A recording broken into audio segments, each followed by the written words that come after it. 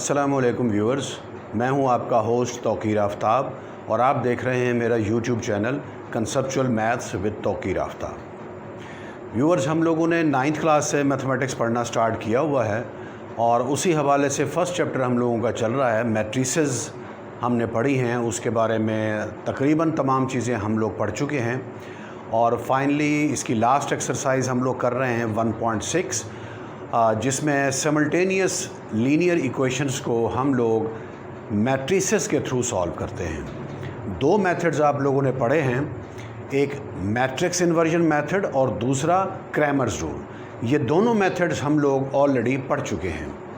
इन दोनों मेथड्स के 2-2, 3-3, 4-4 क्वेश्चन मैंने आप लोगों को कराए हैं। आज हमने पढ़ना है, कुछ स्टोरी सम्स हैं इसी एक्सरसाइज के एंड में।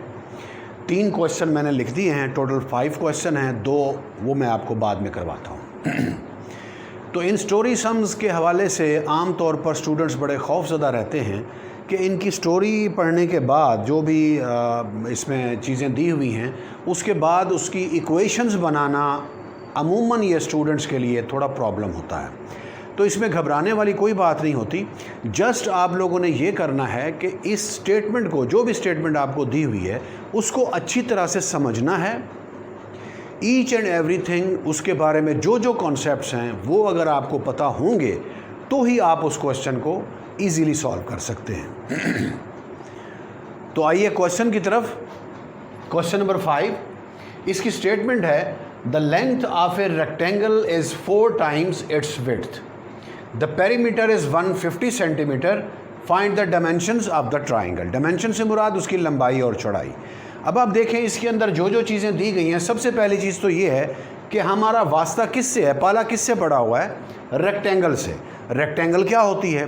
रेक्टेंगल एक तरह से 4 कोनों वाली फिगर होती है जिसमें अपोजिट साइड्स आपस में इक्वल होती हैं और उसके तमाम एंगल्स जो हैं, इंटीरियर एंगल्स, वो 90 के इक्वल होते हैं। ओके, तो पहले देखें मैं रेक्टेंगल की फिगर बनाता हूँ, उसके बाद इसको हम आगे सॉल्व करते हैं। ये है जी, फ़र्ज़ कर लें आपके पास रेक्टेंगल, एक इसकी लेंथ है, ये लेंथ हो गई, ये विड्थ हो गई। लेंथ को मैं लेट कर लेता हूँ x और विड्थ को लेट कर लेता हूँ मैं y। तो ये सबसे पहले यहाँ पर लिख लें, लेट द लेंथ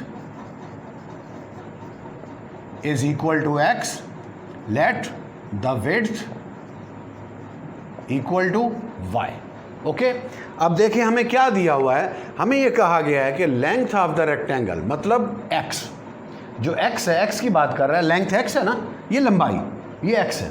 तो x की बात वो कर रहा है कि लेंथ, मैं इसको x कह रहा हूँ, the x is 4 times its width. Width क्या है? y। इसका मतलब ये हुआ, ये जो x है ये y से 4 times ग्रेटर है। मतलब ये कि अगर y 2 के इक्वल होगा तो x किसके इक्वल होगा? 2 × 4, दैट इज 8। इसका मतलब x और y में कितना डिफरेंस है? x जो है वो y से 4 times ग्रेटर है, मतलब y × 4 is equal to x होगा। समझ आ रही है मेरी बात कि x किसके इक्वल होगा? y × 4। तो हम लिखेंगे according to given condition, according to the given condition x is equal to 4y। x is equal to 4y, ये अभी मैंने आपको समझाया, ये स्टेटमेंट के अंदर हमें बता दिया गया है। अब 4y को अगर इधर ले आएँ तो ये बनेगा x - 4y इक्वल टू 0। ये इक्वेशन 1 आ गई। ठीक है, इक्वेशन 1 आ चुकी है। अब साइमल्टेनियस लीनियर इक्वेशन को सॉल्व करने के लिए अगर 2 वेरिएबल्स हैं तो हमें 2 इक्वेशंस चाहिए होती हैं। तो अब दूसरी इक्वेशन बनानी है। उसके लिए देखें हमें क्या और मटेरियल दिया गया है। हमें ये बताया गया है द पेरीमीटर। अब पेरीमीटर ये क्या बला है? कोई बला नहीं है, बड़ी सिंपल सी चीज़ है, आप लोग 8th क्लास में पढ़ चुके हैं ऑलरेडी कि पेरीमीटर क्या होता है? Sum of all the sides of rectangle. अब इसमें कौन कौन सी साइड्स हैं? इसके अंदर 2 हमारे पास x हैं, ओके, और 2 हमारे पास y हैं। इसका मतलब पेरीमीटर क्या होगा? x + y + x + y, मतलब 2x और 2y उनका सम है। तो अब लिख लें यहाँ पर, given that perimeter is equal to कितना बताया गया हमें 150। दैट इज अब पेरीमीटर होगा क्या, जो हमारे पास डाटा मौजूद है, जो हमने लेट किया है, उसके हिसाब से जो इसका पेरीमीटर बनता है वो है 2x हैं और प्लस 2y हैं, यानी 2 लेंथ्स और 2 विड्थ्स। 2x प्लस 2y किसके इक्वल होगा, ये पेरीमीटर हो गया, ये किसके इक्वल है 150 के इक्वल है।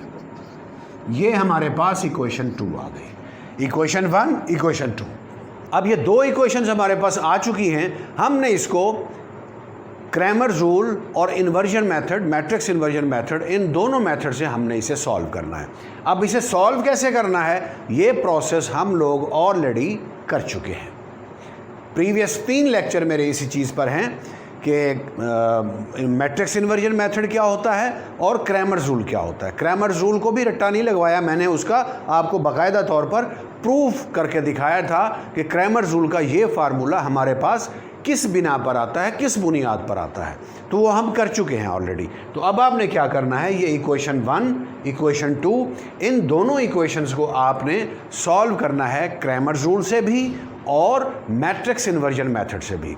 ये जहन में रखिए कि जब ये क्वेश्चन पेपर में आता है तो कोई एक मेथड आएगा कि आप इसे या तो क्रैमर्स रूल से सॉल्व करें या फिर मैट्रिक्स इन्वर्जन मेथड से सॉल्व करें। तो इसको सॉल्व आपने खुद करना है, मैंने इसकी इक्वेशंस आपको बना दी हैं, आगे आपने इसे खुद से ट्राई करना है। अगर ना हो, कोई प्रॉब्लम हो रहा हो, तो आप कमेंट बॉक्स में लिख सकते हैं, मैं एक और वीडियो इस पर बना दूंगा। ओके, नेक्स्ट देखिए question number 3, 2 sides of rectangle. फिर वही रेक्टेंगल से पाला पड़ रहा है हमारा, तो सबसे पहले मैं यहाँ पर एक रेक्टेंगल की फिगर बना देता हूँ। जैसे यहाँ पे सपोज किया था हमने कि इसमें लेंथ को x कर लेते हैं और जो विड्थ है उसे y कर लेते हैं। ये भी x हो जाएगा और ये भी y हो जाएगा। यहाँ पे लिख लें let the length equal to x, let the width is equal to y। अब देखें मजीद हमें क्या बताया गया है, 2 sides of rectangle differ by 3.5 centimetre. Differ से मुराद इनके दरमियान डिफरेंस, मतलब ये कि x और y के दरमियान जो डिफरेंस है वो कितना है, 3.5 सेंटीमीटर का है। डिफरेंस से क्या मुराद होता है, माइनस होता है। अब x और y में से बड़ी चीज़ कौन सी होगी, ऑब्वियसली लेंथ जो है वो बड़ी होगी और विड्थ जो है वो छोटी होगी, जो हमने यहाँ पर फिगर बनाई है। तो हम लिखेंगे according to given condition, according to the given condition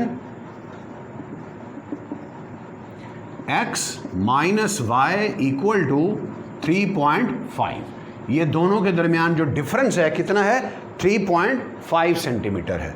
इसे लिख लें इक्वेशन 1। अब सेकंड इक्वेशन की बारी, वो कैसे फाइंड करेंगे, उसने लिखा है आगे कि find the dimensions if its perimeter is 67। Again वही बात, पेरीमीटर की बात कर रहा है वो। तो अब क्या क्या लिखेंगे हम कि गिवन पेरीमीटर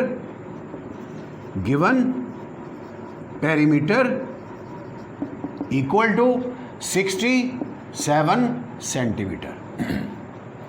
ठीक हो गया। अब देखें पेरीमीटर जो हमारे पास डाटा है उसके हिसाब से क्या बनेगा, जैसे यहाँ पे लिखा था 2x प्लस 2y, तो यहाँ पर भी वही है, 2x हैं और 2y हैं। तो हम लिखेंगे that is 2x plus 2y is equal to 67। ये आपके पास इक्वेशन 2 आ गई। अगेन हमारे पास दो इक्वेशंस आ चुकी हैं, अब हमने इसे सॉल्व करना है क्रैमर्स रूल से या फिर इन्वर्जन मेथड से। क्रैमर्स रूल और इन्वर्जन मेथड, ये दोनों मेथड्स हम लोग ऑलरेडी प्रीवियस लेक्चर्स के अंदर पढ़ चुके हैं, तो इसे आपने ट्राई खुद करना है। नेक्स्ट देखिए क्वेश्चन नंबर 4, इसमें ट्राइंगल की बात की जा रही है। इसके अंदर लिखा है the third angle of N isosceles triangle. अब देखें आइसोसेलेस ट्राइंगल के, अच्छा इसको आइसोसेलेस को आइसोस्केलस भी पढ़ते हैं, आइसोसेलेस भी पढ़े हैं, पढ़ो जो इसे, लेकिन आपको ये पता होना चाहिए व्हाट इज़ दिस, कि ये है क्या चीज़। ठीक है ना, ये क्या चीज़ है, ये एक ऐसी ट्राइंगल होती है जिसके अंदर 2 साइड्स इक्वल होती हैं। ओके, ऐसी ट्राइंगल जिसके अंदर दो साइड्स इक्वल हों उसे हम क्या कहते हैं? आइसोसेलेस ट्राइंगल कहते हैं या आइसोस्केलस, आप जो भी पढ़ें इसे, लेकिन आपको ये पता होना चाहिए कि ये क्या चीज़ है। अब सबसे पहले मैं इसकी फिगर बना लेता हूँ। ये देखें जी, ये इसकी फिगर बन गई। ये दो साइड्स इसकी इक्वल हैं, ठीक है।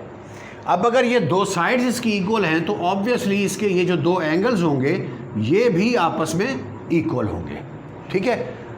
दो साइड्स भी इक्वल होती हैं और दो एंगल्स भी इक्वल होते हैं। अब देखें क्वेश्चन क्या है। क्वेश्चन में ये कहा गया है the third angle of N isosceles triangle, कि एक आइसोसेलेस ट्राइंगल है उसके अंदर थर्ड एंगल। थर्ड एंगल से मुराद ये है कि दो एंगल्स जो इक्वल हैं उनके अलावा जो तीसरा एंगल है, ठीक है। हम लेट कर लेते हैं जो ये इक्वल एंगल्स हैं इनको हम एक्स कर लेते हैं। ये भी एक्स है, ये भी एक्स है। ये थर्ड एंगल, इसे मैं वाई कर रहा हूँ, ठीक है। तो सबसे पहले तो यही आप लिख लें, late the two equal angles equal to x. The third angle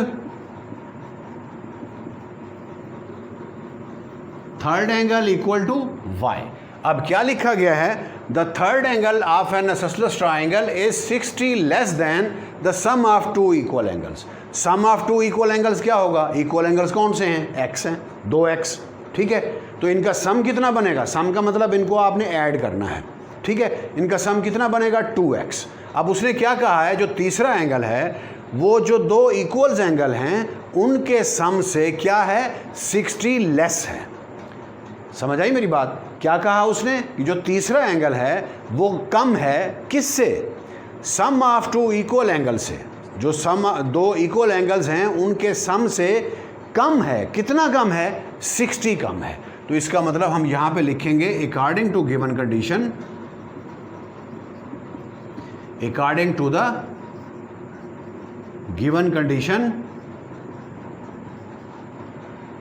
2x sum of two equal angles minus third angle y, ये कितना कम है? मतलब दोनों में कितना डिफरेंस है? 60 डिग्री का। तो ये इक्वल टू आ जाएगा 60। ये हमारे पास इक्वेशन 1 आ गई। अब देखें दूसरी इक्वेशन भी फाइंड करनी है। दो इक्वेशन चाहिए होती है ना। दूसरी इक्वेशन के लिए कुछ भी हमें नहीं दिया गया यहाँ पर, ऐसे ही है ना। आगे डायरेक्ट उसने लिख दिया फाइंड द थ्री एंगल्स, के तीनों एंगल्स को हमने फाइंड करना है। तो हम क्या करेंगे, अब कोई प्रीवियस जो हमारा नॉलेज है उसको यूज़ करते हुए हमने दूसरी इक्वेशन बनानी है। ला मोहल्ला हमें बनानी पड़ेगी क्योंकि उसके बगैर क्वेश्चन सॉल्व ही नहीं होता। तो हम ये जानते हैं, वी नो दैट कि sum of the interior angles of a triangle is equal to 180, कि कोई भी अगर हमारे पास ट्राइंगल है उसके जो इंटीरियर एंगल्स हैं, जो अंदर वाले एंगल्स हैं, उनका सम कितना होता है? 180 होता है। अब देखें इंटीरियर एंगल्स कितने हैं? 3 हैं। कौन कौन से? 2x हैं और एक y है। इन तीनों को अगर हम ऐड करें तो क्या बनेगा? हम यहाँ पे लिखेंगे वी नो दैट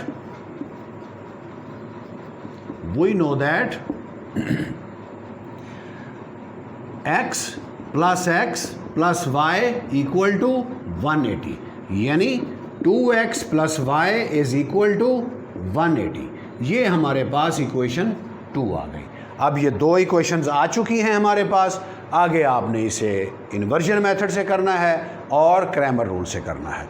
दोनों मेथड्स ऑलरेडी हम लोग कर चुके हैं, इसलिए इनको आपने ट्राई खुद से करना है। कोई प्रॉब्लम हो तो कमेंट बॉक्स मौजूद है आप लोगों के लिए। ओके, तो आइए देखें इसके बाकी दो क्वेश्चंस। तो व्यूअर्स आइए बाकी दो क्वेश्चंस की तरफ। क्वेश्चन नंबर 5, इसके अंदर लिखा हुआ है one acute angle of right triangle is 12 more than twice of the other acute angle. अब इसके अंदर कुछ एक दो चीज़ें हैं जो कि थोड़ा समझने वाली हैं। आप लोगों ने 8th क्लास में किया हुआ है उनको, लेकिन फिर भी रिमाइंडर के तौर पे मैं आपको बता देता हूँ। सबसे पहली चीज़ ये है कि what is right triangle. Right triangle ऐसी ट्राइंगल होती है जिसके अंदर एक एंगल 90 डिग्री का होता है। एक एंगल कितने का होता है? 90 डिग्री का होता है। और जो बाकी उसके दो एंगल्स होते हैं वो लेस देन 90 होते हैं। ठीक है, एक एंगल 90 डिग्री का और बाकी दो एंगल्स लेस देन 90 होते हैं। और जो एंगल लेस देन 90 हो उसे हम कहते हैं एक्यूट एंगल। ओके, इसी तरह से जो ग्रेटर देन 90 होता है उसको कहा जाता है ऑब्ट्यूज एंगल। बहरहाल हमारा वास्ता यहाँ पर एक्यूट एंगल से है। तो एक राइट एंगल ट्राइंगल है, उसके अंदर एक एक्यूट एंगल की उसने बात की है कि वो क्या है, वो 12 ज़्यादा है, मोर है, 12 डिग्री वो मोर है, किससे, twice of the other acute angle, दूसरे एक्यूट एंगल के डबल से। तो अब राइट एंगल ट्राइंगल है तो इसलिए सबसे पहले एक राइट एंगल ट्राइंगल हम यहाँ पर बना लेते हैं और इसके ये दो एक्यूट एंगल्स हैं, एक एक्स और एक वाई। ठीक है, दो एक्यूट एंगल्स हैं। तो हम सबसे पहले लेट कर लेंगे, let the two acute angles equal to x व वाई, ये दो एक्यूट एंगल्स हैं। अब क्या कहा उसने कि एक एक्यूट एंगल दूसरे के डबल से 12 डिग्री मोर है। तो हम लेट कर लेते हैं कि x जो है वो ग्रेटर है और y जो है वो स्मॉलर है। तो अब यहाँ पे लिख लें अकॉर्डिंग टू गिवन कंडीशन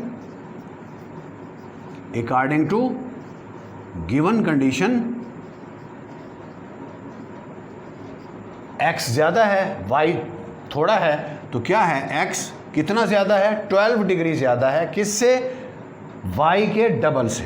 तो मतलब यहाँ मैं 2y लिख दूँ, अगर ये x है ये 2y है, ये x जो है इस 2y से कितना ज़्यादा है, 12 ज़्यादा है। तो अगर इसके अंदर हम 12 ऐड कर दें तो ये दोनों इक्वल हो जाएंगे। ऐसा ही है ना, जब x 2y से 12 डिग्री मोर है तो अगर 2y में 12 ऐड कर दिया जाए तो दोनों बराबर हो जाएंगे, क्योंकि स्टेटमेंट में यही हमें बताया गया है, वन एक्यूट एंगल यानी x of right triangle is 12 मोर, वो 12 डिग्री ज़्यादा है, किससे, देन ट्वाइस, ट्वाइस का मतलब डबल, ये मैंने डबल किया हुआ है, twice of the other acute angle, x जो है वो y के डबल से 12 ज़्यादा है। ये ज़्यादा था ये कम था, तो दोनों को इक्वल करने के लिए कम के अंदर हमने 12 ऐड कर दिया तो ये दोनों इक्वल हो गए। अब इस 2y को इस तरफ लेकर आएँ तो ये बनेगा x minus 2y equal to 12, ये आपके पास इक्वेशन 1 आ गई। अब सेकंड इक्वेशन के लिए अगेन हमें कोई डाटा नहीं दिया हुआ, आगे डायरेक्ट उसने लिख दिया फाइंड द एक्यूट एंगल्स, कि एंगल्स आप फाइंड करें। तो हम क्या करेंगे, फिर वही बात कि प्रीवियस नॉलेज को अप्लाई करेंगे। We know that sum of all the angles of the triangle is equal to 180। अब राइट एंगल ट्राइंगल के अंदर हमें ये पता है कि ये वाला एंगल कितना है, 90 डिग्री है। तो ये x और ये y, इन दोनों को ऐड करने से कितना आना चाहिए, 90 आना चाहिए। ठीक है ना, क्योंकि इन दोनों का सम 90 और ये वाला सम ये वाला 90, इनको जब ऐड करेंगे तो क्या होगा, 180 होगा। तो हम लिखेंगे we know that x plus y is equal to 90 degree. ये आपके पास इक्वेशन 2 आ गई। दो इक्वेशंस आ चुकी हैं, तो क्या करना है, अब इसके बाद खुद से मेहनत करनी है आपने, क्रैमर्स रूल्स और इन्वर्जन मेथड दोनों से इसको आपने सॉल्व करना है। नेक्स्ट क्वेश्चन नंबर 6, इसके अंदर थोड़ी सी फिजिक्स इन्वॉल्व है। ठीक है, तो देखें, ट्राई करते हैं इस क्वेश्चन को भी। लिखा है 2 cars that are 600 kilometre apart, दो गाड़ियां हैं, उनके दरमियान जो फासला है वो कितना है, 600 किलोमीटर है। फ़र्ज़ कर लें ये एक गाड़ी है A, ये एक गाड़ी है B, इनके दरमियान जो डिस्टेंस हमें बताया गया है वो है 600 किलोमीटर। ठीक है जी। Are moving towards each other, दोनों एक दूसरे की तरफ आ रही हैं, यानी ये वाली गाड़ी इस तरफ आ रही है और ये वाली गाड़ी इस तरफ आ रही है। ठीक है। Next, there speed differ by 6 kilometre per hour, दोनों की जो स्पीड में डिफरेंस है वो है 6 किलोमीटर पर आवर। अब हमें नहीं पता किसकी स्पीड ज़्यादा है, इसकी ज़्यादा है या उसकी ज़्यादा है, हमें नहीं पता, ये फिर हम अपनी तरफ से कर लेंगे। फ़र्ज़ कर लेंगे इसकी जो स्पीड है वो है x किलोमीटर पर आवर और इसकी स्पीड है y किलोमीटर पर आवर। तो यहाँ पर लेट कर लें सबसे पहले, क्वेश्चन मैं उधर सॉल्व कराऊंगा। ठीक है, क्योंकि यहाँ पे मैं समझा रहा हूँ डाटा आपको, उधर मैं क्वेश्चन जो है ना वो सॉल्व करा दूंगा। तो आगे उसने क्या, दोनों के दरमियान डिफरेंस कितना बताया है, 6 किलोमीटर, ये एक चीज़ हो गई। उसके बाद and the cars are 123 kilometre apart, दोनों गाड़ियां 123 किलोमीटर दूर हैं एक दूसरे से आफ्टर 4.5 आवर्स, 4.5 घंटे के बाद, यानी 4 आवर्स एंड हाफ आवर्स उसके बाद दोनों के दरमियान, क्योंकि मूव कर रहे थे दोनों ने कुछ ना कुछ फासला तय किया होगा, ठीक है ना। जो 4.5 आवर्स के बाद की बात वो कर रहा है, इसका मतलब 4.5 घंटे दोनों गाड़ियां चलती रही हैं एक दूसरे की तरफ और दोनों गाड़ियों ने कुछ ना कुछ फासला तय किया हुआ है, ठीक है। तो दोनों के दरमियान जो बाकी बचने वाला फासला है वो है 123 किलोमीटर अपार्ट, ठीक है। 123 किलोमीटर फासला दोनों के दरमियान रहता है 4.5 घंटे के बाद। तो find the speed of the each car, हमने हर कार गाड़ी की स्पीड फाइंड करनी है। मतलब ये कि 4.5 घंटे के बाद ये वाली गाड़ी फ़र्ज़ कर लें इधर पहुंच गई और जो ये वाली गाड़ी थी ये इधर पहुंच गई। अब जो ये डिस्टेंस है ये कितना है, 123 किलोमीटर है और ये 4.5 आवर्स के बाद, 4.5 आवर्स के बाद, ठीक है जी। दोनों के दरमियान कितना फासला बचा हुआ है, 123 किलोमीटर। अब देखें इस डेटा को हम इसकी इक्वेशन बनाने की कोशिश करते हैं। सबसे पहली चीज़ उसने हमें बताया था कि दोनों गाड़ियों की जो स्पीड है उसमें डिफरेंस कितना है, 6 किलोमीटर है, ठीक है। दोनों गाड़ियों की स्पीड में कितना डिफरेंस है, 6 किलोमीटर। तो हम सबसे पहले लेट कर लेंगे कि let the speed of cars equal to x y, ठीक है। एक की स्पीड x है, दूसरे की स्पीड y है। According to given condition, according to the given condition